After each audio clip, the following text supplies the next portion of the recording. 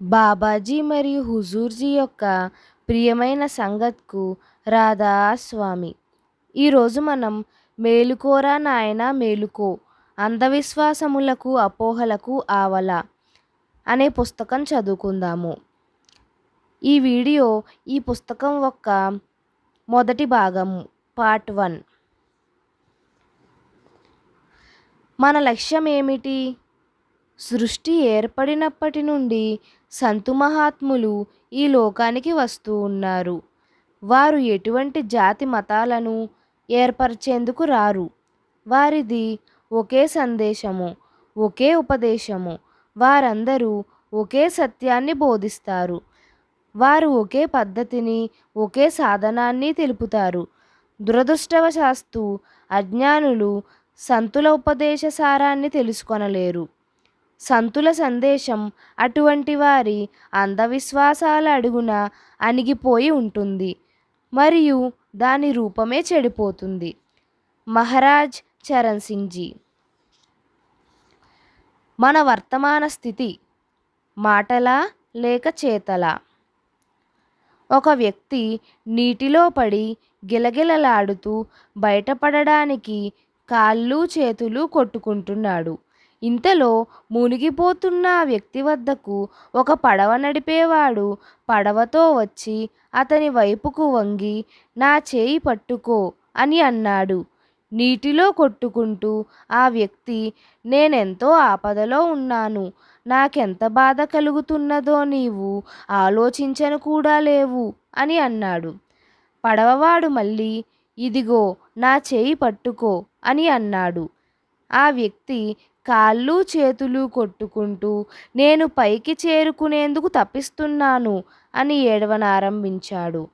మరికొంచెం దగ్గరకు వచ్చి పడవవాడు వంగి, నీవు నా చేతిని పట్టుకో, దీనిని అలాగే గట్టిగా పట్టుకొని ఉండు, నేను నిన్ను లాగి పడవలో కూర్చోబెడతాను అని అన్నాడు.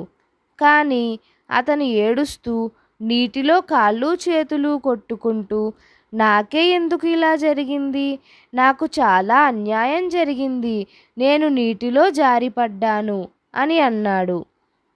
నేను గాని మీరు గాని పడవలో ఉన్నట్లయితే ఆ మునిగిపోయే వ్యక్తికి సహాయం చేయడానికి చేయి అందించేటప్పుడు మనం విసిగిపోయి కోపంతో అరవమా? ఓయి, నా చేతిని పట్టుకోవయ్యా, వాస్తవాన్ని తెలుసుకో ఇలా అనడంలోని ఉద్దేశం ఏమిటి? నేటి ప్రపంచంలో దీని ఉద్దేశం ఏమిటంటే, నిన్ను నీవు మోసగించుకోకు, నీవు ఎవరివో, నీ స్థితి ఏమిటో అనే దానిని తెలుసుకో, మేలుకో, నీ అసలు స్థితిని తెలుసుకో.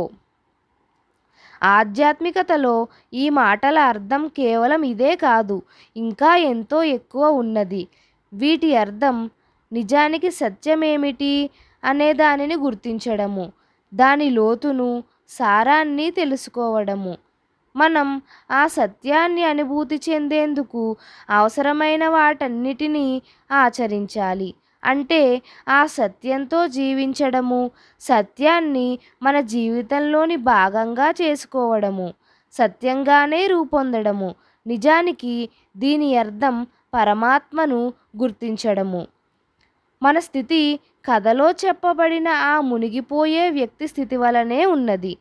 సద్గురువు మనతో భజన స్మరణ చేయమని చెప్పినప్పుడు వారు ఇదే అంటారు, ఇదిగో నా చేయి పట్టుకో, దీనిని వదలకుండా గట్టిగా పట్టుకొనే ఉండు. వేరే మాటలలో, మేలుకో, నీవు జీవితం అనే భవసాగరంలో మునిగిపోకుండేందుకు గాను నిన్ను నీవు శబ్దంతో జోడించుకో అని అంటారు. బాబాజీ పదే పదే అంటారు, సబద్ గురు సురత్ దున్ చేలా. శబ్దము పరమాత్మ మన వైపు చాచిన ఆ చేయే. గిలగిలలాడుతూ కాళ్ళు చేతులు కొట్టుకోవడానికి బదులు మనం కేవలం ఆ చేతిని పట్టుకోవాలి, దానిని వదలకూడదు. ఈ విధంగా చేసినప్పుడు మనం ఉన్నత చైతన్య స్థాయికి చేరుకుంటాము. మన అదృష్టం ఏమంటే బాబాజీ తమ చేతిని వెనుకకు తీసుకోలేదు లేదా కోపంతో అరుస్తూ ఒరేయ్ అసలు తెలుసుకో అని అనలేదు. దీనికి బదులుగా వారు మనకు నచ్చచెబుతారు. వారు అడుగుతారు, నీకు ఏమి కావాలి? నీ లక్ష్యం ఏమిటి? వారంటారు, నీ ప్రతి అడుగు నిన్ను నీ గమ్యం వైపుకు గాని గమ్యానికి దూరంగా గాని తీసుకుపోతుంది. మనం సద్గురువు చూపిన మార్గంలో పయనిస్తున్నామా? వారు మనకు నచ్చచెబుతూ అడుగుతారు, నీ గమ్యం ఉత్తర దిశలో ఉంటే, నీవు రోజంతా దక్షిణ దిశకు వెళుతూ ఉంటే నీ గమ్యాన్ని చేరుకోగలవని నీవెలా భావించగలవు? వారంటారు, మనం ఎటువంటి రోగులమంటే జబ్బు పడగానే డాక్టరు వద్దకు వెళ్తాము. డాక్టరు రోగ నిర్ధారణ చేసి మందు చెబుతాడు. కానీ మనం మందును సేవించము. కనుక రోగులుగానే ఉండిపోతాము. మనం ఎటువంటి వారమంటే మనకు ఆకలి వేస్తూనే ఉంది. కానీ మనం వంట వండే పుస్తకాన్నే చదువుతూ ఉంటాము కానీ వంట వండుకొని దానిని తినేందుకు కష్టపడదలుచుకోము. మరి మన ఆకలి ఎలా తీరుతుంది? మాటలతో మాటలే లభిస్తాయి, ఆచరణతో ఆచరణ లభిస్తుంది. ఇదంతా బాబాజీ ఎన్నో మార్లు చెప్పడమును మనం విన్నాము. మనం వారి సత్సంగాలను వింటాము. వారు ఎంతో గట్టిగా పదే పదే సంగతుకు ఇలా విన్నవిస్తారు. పూర్తి శ్రద్ధతో రోజు భజన స్మరణ చేయండి. అంటే సద్గురువు మనకై చాచిన చేతిని మనం పట్టుకోవాలి. సద్గురువు మనకు పదే పదే విన్నవిస్తుంటే అప్పుడు మనం సిగ్గుపడమా? మన ప్రియతమ బాబాజీ దయాస్వరూపులు. కానీ మనం ఎంతగా పెడచెవిన పెడుతామంటే వారు సత్సంగంలో కూడా మనలను మందలించవలసి వస్తుంది. మనం ఎంతటి తెలుగు తక్కువారము, మూర్ఖులము, అజ్ఞానులము మరియు స్వార్థపరులమైపోయాము. మనం ఎటువంటి శిష్యులము? సంతు మార్గము మనం సిగ్గుపడడానికి మరియు మనలను మనం దోషులుగా భావించుకోవడానికి మార్గం కాదు. ఇది ఆచరణ మార్గము. ఇది ప్రేమను ప్రదర్శించుకునే మార్గము. ఈ మార్గం ఆచరణ ప్రధానమైనది. ఇది ఆధ్యాత్మికతను గురించి సిద్ధాంతాలను, మూఢనమ్మకాలను ఏర్పరిచే మార్గం కాదు.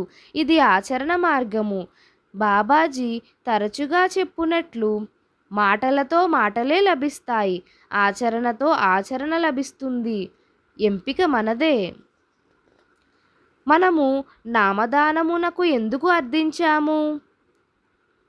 మనం దీనిని గురించి లోతుగా ఆలోచించాలని బాబాజీ అంటారు. వారంటారు, మీరు నామదానాన్ని ఎందుకు అర్థించారు? దీని వెనుక ఏదో ఒక ఉద్దేశ్యం తప్పక ఉంటుంది. మనం సంతు మార్గంలోకి ఎందుకు వచ్చాము? వారంటారు, మనమందరము ఏదో ఒక మతంతో లేక సంస్కృతితో జోడించబడి ఉన్నాము. మనం ఏదో ఒక సమాజానికి చెందిన సభ్యులము. దానికి దాని రీతిరివాజులు, విశ్వాసాలు మరియు జీవితం గురించి దాని విభిన్న ఆలోచనలు ఉన్నాయి. మనం నామదానం కోసం అర్థించామంటే మనకు తీరని అవసరమేదో ఉన్నదని, అంటే మన జీవితంతో మనం తృప్తిగా లేమని అర్థము. మనం ఆ అవసరము ఏమిటి? మన అవసరం ఏమిటో చూద్దాము. బాబాజీ మనలను అడుగుతారు, మనం ఒక రకమైన రీతిరివాజులను విడిచిపెట్టినది మరొక రకమైన రీతిరివాజులను అనుసరించడానికా? మనం వేరొక మార్గంలో కలిస్తే దాని రివాజులు, ఆచార వ్యవహారాలు మన జీవితాన్ని మెరుగుపరచగలవనే ఉద్దేశంతో నామదానం కోసం అర్థించామా? లేక మరింత మెరుగైన దానిని పొందడం కోసం సంతు మార్గాన్ని స్వీకరించామా? ఆధ్యాత్మికత ఏ ఒక్క మతం యొక్క వారసత్వపు ఆస్తి కాదు. ఇది అన్ని మతాలకు సంబంధించినది. ఆధ్యాత్మిక మార్గంలో పయనిస్తూ మనం ఒక మెరుగైన క్రైస్తవునిగా, మెరుగైన మహమ్మదీయునిగా, మెరుగైన హిందువుగా మరియు మెరుగైన సిక్కుగా అవ్వాలనే విషయాన్ని సంతు సద్గురువులందరూ ఎల్లప్పుడూ నొక్కి చెబుతూ ఉంటారు. మనం ఏదైనా ఒక మతంతో సంబంధాన్ని కొనసాగిస్తూనే, ఆ మతానికి చెందిన ఉన్నతమైన ఆదర్శాలను పాటిస్తూనే ఆధ్యాత్మిక మార్గంలో ప్రయాణించగలము. మరొక వైపు మనం గనుక సత్యాన్వేషకులమైతే, కానీ ఏ మతంతోనూ సంబంధం లేని వారమైనప్పటికీ మనం మన జీవితాన్ని ఆధ్యాత్మిక అభ్యాసంలో నిమగ్నం చేయవచ్చు. సంతు మార్గం ఒక ఆధ్యాత్మిక మార్గము. దీనికి అంధవిశ్వాసాల ఊతకర్రల అవసరం లేదు. దీనికి సమాజాన్ని తయారు చేసే ఆచార వ్యవహారాలనే, పండుగలనే ఊతకర్రల అవసరం లేదు. మరియు దీనికి మూఢనమ్మకాలను, మతాచారాలను ఆధారం చేసుకోవలసిన అవసరమూ లేదు. బాబాజీ అంటారు, సంతు మహాత్ముల పని మనకు సత్యాన్ని ఎరుకపరచడము, అంతేగాని ఒక అపోహను తొలగించి మరొక అపోహకు గురి చేయడము కాదు. సంతు మార్గం దానికదే పరిపూర్ణమైనది. ఇది సహజము, నిర్మలము అయిన ఆధ్యాత్మిక మార్గము. దీనిలో ప్రతి జీవి స్వయంగా పయనించాలి.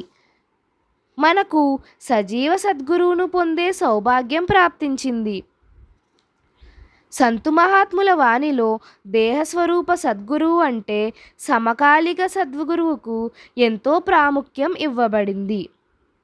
సమకాలిక సద్గురువు అంటే ఇవాళ ఇప్పుడు మన మధ్య ఉండి జనులకు సత్యమార్గాన్ని చూపుతున్నవారు.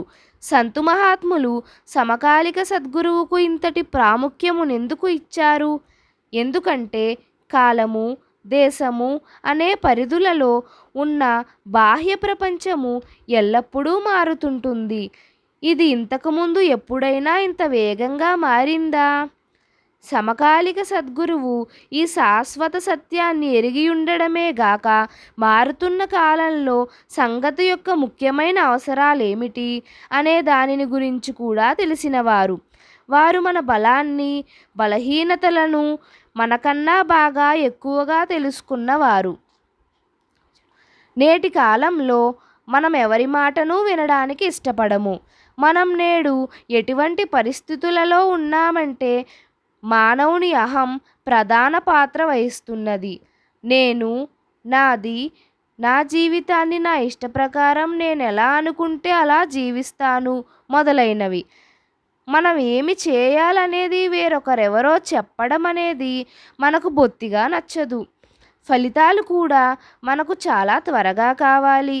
అది కూడా ఇప్పుడే, తక్షణమే కావాలి. మనం కష్టపడడానికి కూడా ఇష్టపడము. ఈ లోటుపాట్లను ఎలా తొలగించాలో సమకాలీక సద్గురువుకు తెలుసు. వారు మనకు దీనికి ఉపాయం చెబుతారు. కాలం మారే కొలది మరియు మనలను ప్రభావితం చేసే పరిస్థితులు కూడా మారుతున్నప్పుడు సంతులు కూడా తమ అమరము, అవినాశ్యము అయిన ఉపదేశాన్ని వివరించే పద్ధతిని కూడా మార్చుతూ ఉంటారు. స్వామీజీ మహారాజ్ అంటారు, సమకాలీక సద్గురువును విశ్వసించు, నీ మంచి కోసమే చెబుతున్నాను. మన మాటలు మనలను ఎంతవరకు తీసుకుపోగలవు? మాటలకు బందీలము. సంతు మహాత్ములు కేవలం ఏకైకమైన అనగా అద్వైతమైన ఆ సత్యం గురించి మాట్లాడుతారు. వారు మనకు శాశ్వతమైన, ఎన్నటికీ మార్పు చెందని ఆ సత్యం గురించి చెబుతారు. కానీ మనం ఆ సత్యాన్ని గురించి తెలుసుకునే యోగ్యులము కాము. ఎందుకంటే మనం ఎప్పుడూ మారిపోయే, క్షణభంగురమైన మరియు ఒకటి మరొక దానికన్నా వేరుగా ఉన్న కేవలం అటువంటి సత్యాన్నే చూసాము. మన మనస్సు యొక్క పరిధి మాటలకు, సూచనలకు మరియు నమ్మకాలకు మాత్రమే పరిమితమైనది. దీనికి ఆ సత్యాన్ని తెలుసుకొనే, అర్థం చేసుకునే శక్తి లేదు. కనుక ఆధ్యాత్మికత నేర్పబడేది కాదని, అది గ్రహించబడేదని చెప్పబడుతుంది. ఆధ్యాత్మికత అనే దానిని అది ఉన్న వ్యక్తి దగ్గర నుండే పొందవీలవుతుంది. మరియు దీని ఎడల తపన ఉన్నవాడే దీని అనుభూతిని కూడా పొందగలడు. ఆధ్యాత్మిక సత్యం గురించిన విషయం వచ్చినప్పుడు ఏదైతే మన అనుభవానికి అతీతంగా ఉన్నదో అది అతీతంగానే ఉంటుంది. అది మన అనుభవానికి అందనిది, మన జ్ఞానానికి అందనిది, మన తెలివికి అందనిది. ఇది బహుశా వేరొకరి అనుభవమై ఉండవచ్చు, లేక చరిత్రలో చెప్పబడిన సంతులందరి అనుభవమై ఉండవచ్చు. కానీ మనకు మాత్రం ఇది కేవలం ఒక నమ్మకము, ఒక ఊహయే. ఆధ్యాత్మికతను గురించి మనకు ఉన్న ఎరుక, మనకు దాని అనుభవం గనుక లేనట్లయితే అది కేవలం ఒక నమ్మకమే, ఇంతకు మించి మరేమీ కాదు. మన లోపల 5 ఆధ్యాత్మిక మండలాలున్నాయని మనం చదవడం లేదా? కానీ ఇది కేవలం ఒక విశ్వాసమే. మన సంచిత కర్మలన్నీ కారణమండలంలో కూడుకొని ఉన్నాయని, చివరికి ఇవి మన భజన స్మరణతో మాత్రమే నశిస్తాయని మనం చదవడం లేదా? ఇది కూడా కేవలం ఒక విశ్వాసమే. సద్గురువు యొక్క ప్రకాశ స్వరూపం 3వ నేత్రంలో మన కొరకు నిరీక్షిస్తున్నదని కూడా మనం చదువుతాము. ఇది కూడా కేవలం ఒక విశ్వాసం మాత్రమే. నిజానికి మనం దేని అనుభవమైతే పొంది ఉన్నామో అదే గట్టి సత్యము.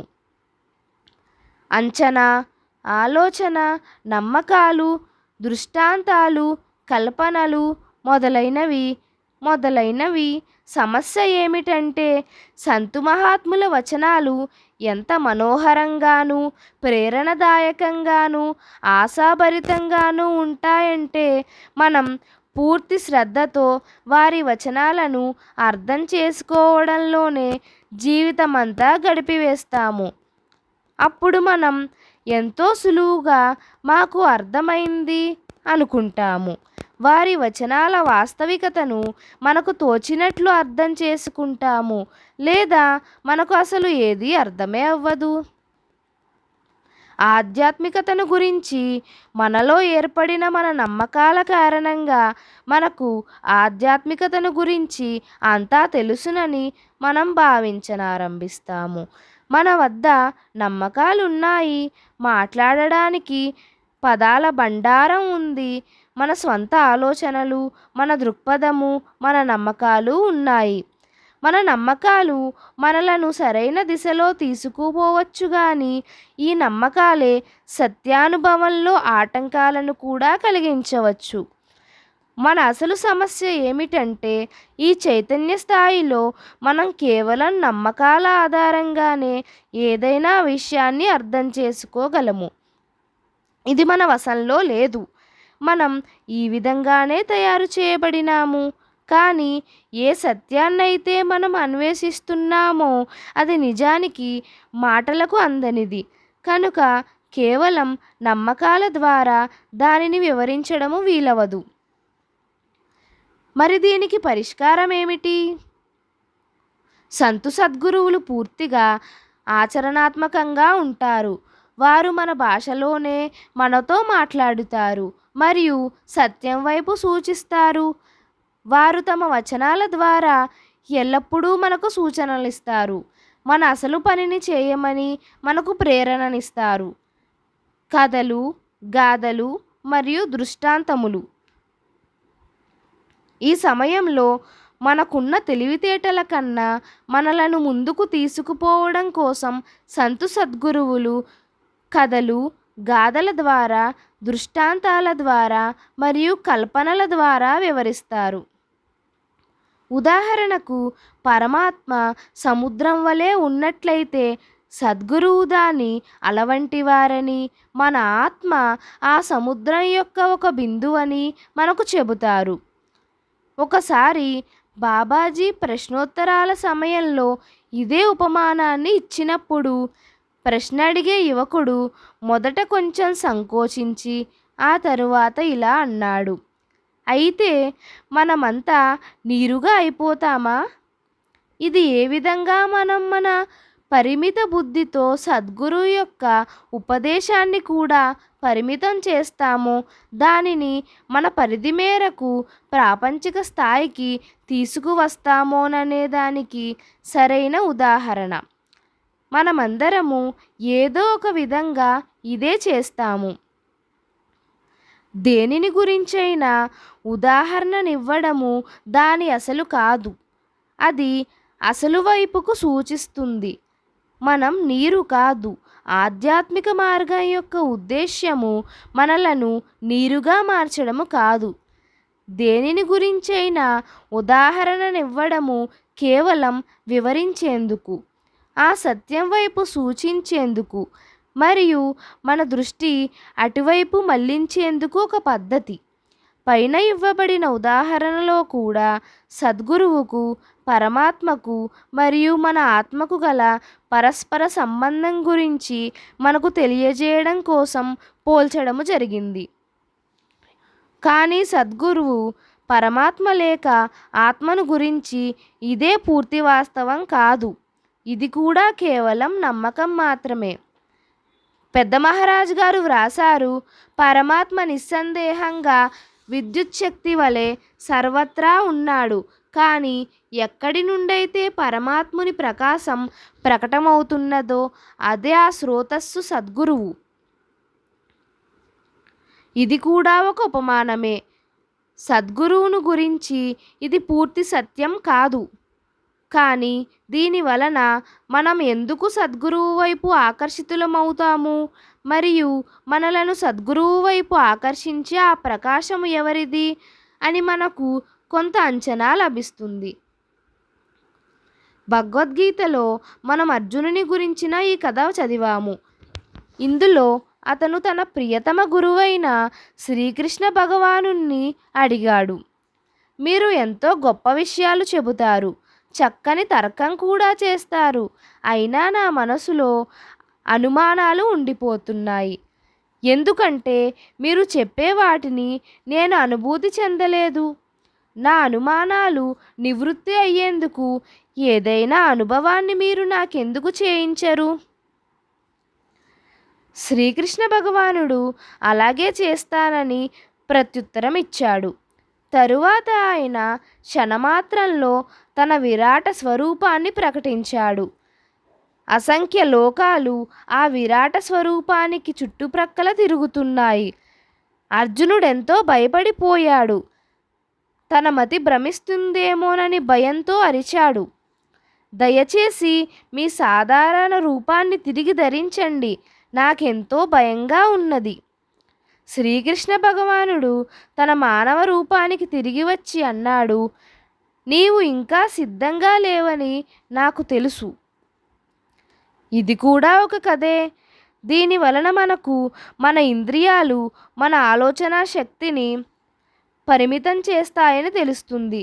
దీని వలన మనకు సద్గురువును గురించిన కొద్దో గొప్పో అంచనా అయితే లభిస్తుంది, కానీ సత్యజ్ఞానం ప్రాప్తించదు. వీటి వలన మన మనసులో కేవలం ఒక నమ్మకం ఏర్పడిపోతుంది. మన చైతన్యం దీనిని అర్థం చేసుకునేందుకు యోగ్యమైనప్పుడే మనం ఆధ్యాత్మికతను తెలుసుకోగలము. మనం సంతుల ఉపదేశాన్ని విన్నా దీనిని మన చైతన్య స్థాయి ప్రకారం అంత మాత్రమే అర్థం చేసుకోగలము. పరస్పర వ్యతిరేక విషయములు. తమ వచనాల ద్వారా సద్గురువు మన లోపల ఆధ్యాత్మిక విత్తనాన్ని అయితే విత్తుతారు, కానీ వారి వచనాలను అర్థం చేసుకోవడానికి మనం ఉన్నత చైతన్య స్థాయిని పొందవలసి ఉంటుంది. బాబాజీ తరచుగా చెబుతూ ఉంటారు, భజన స్మరణ చేస్తున్నప్పుడు మీరు అంతా మరిచిపోండి, చివరికి మీరు మిమ్ములను కూడా మరిచిపోండి. వారు ఇంకా ఇది కూడా చెబుతారు, భజన స్మరణ చేసేటప్పుడు అంతరంలో మిమ్ములను మీతో జోడించుకోండి. ఇవి రెండూ ఒకే మారు ఎలా జరగగలవు? ఇవి పరస్పర వ్యతిరేక విషయాలుగా అనిపిస్తాయి. సద్గురువు తరచుగా మన ఆలోచనలను పూర్తిగా తికమక పెట్టే విషయాలను కూడా అంటారు. మనం ఆలోచించడానికి, అర్థం చేసుకోవడానికి ఎంత ప్రయత్నించినా ఇది మనకు రహస్యంగానే ఉండిపోతుంది. బాబాజీ అంటారు, పుస్తకాలను తగులబెట్టండి. కానీ వారి ఉద్దేశంతోనే ఈ సంస్థ ప్రతి సంవత్సరము మరిన్ని ఎక్కువ పుస్తకాలను ప్రచురిస్తున్నదని అందరికీ తెలుసు. వారు ఒక పెద్ద లైబ్రరీ నిర్మిస్తున్నారని కూడా మనకు తెలుసు. అనగా మరిన్ని ఎక్కువ పుస్తకాలు సంకలనం చేయబడుతున్నాయి. ఇది తరువాత మతము, రహస్యవాదము, దార్శనికత మరియు ఆధ్యాత్మికత మీద పరిశోధన చేసేందుకు ఒక విశ్వస్థాయి గ్రంథాలయంగా అవుతుంది.